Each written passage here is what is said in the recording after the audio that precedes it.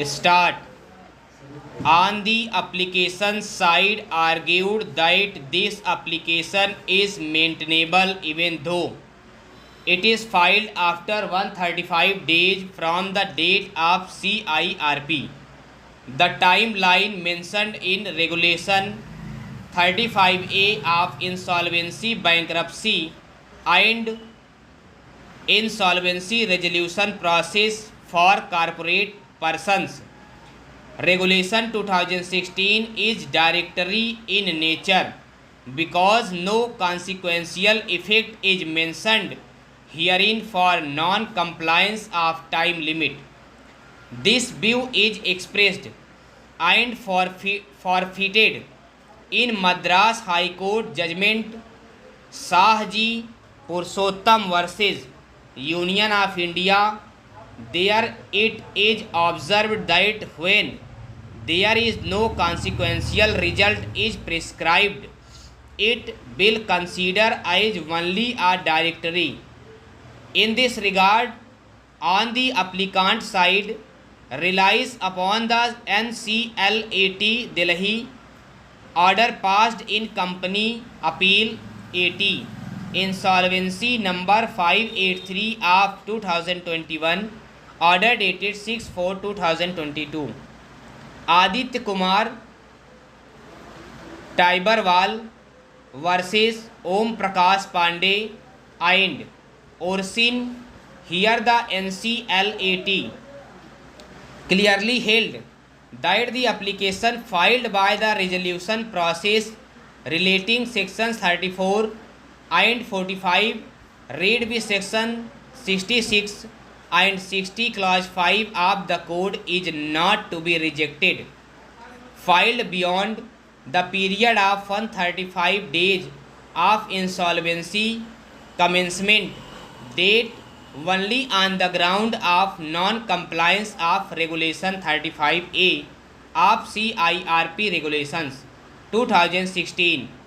Further held that the expression shall in Regulations 35A Clause 1, 35A Clause 2 and 35A Clause 3 is not mandatory and requirement of forming an opinion under section 35A clause 1 make a determination under section 35A clause 2 and shall apply to the adjudication authority for appropriate relief on or before 135th day of the insolvency commencement date are only directory.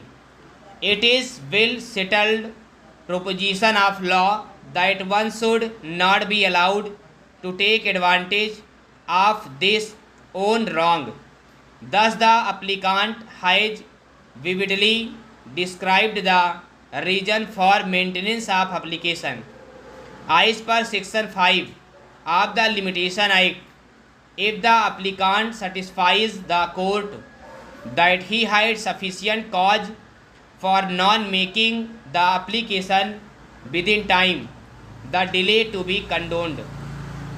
The apex court held in Seshnath Singh and another versus Baidi Beti Soria Cooperative Bank Limited and another in Civil Appeal number 9198 of 2019, order dated 22/3/2021, that delay can be condoned irrespective of whether there is any formal application or not if there are sufficient material on record disclosing sufficient cause for the delay.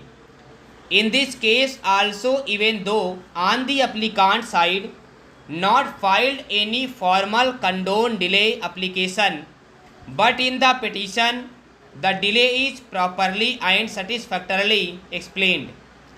Thus the catena of supra citations made clear that the resolution 35A is only directory. The applicant came to know the preferential transactions of respondents only on 4/6/2022, the day on which audit report was submitted to him. From the date of knowledge on 4/6/2022, this petition has been filed on 15/5/2022 within 42 days. Hence, there is no delay in filing this application.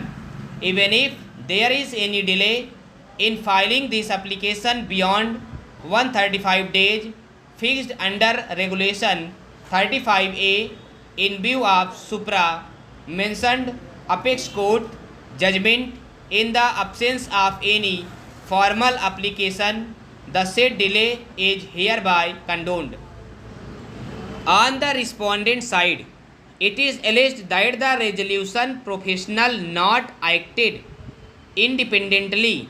He had delegated his duty of forming an opinion of determination of preferential transaction to the forensic auditor, and such delegation of duty is in contravention to the provisions of IBC.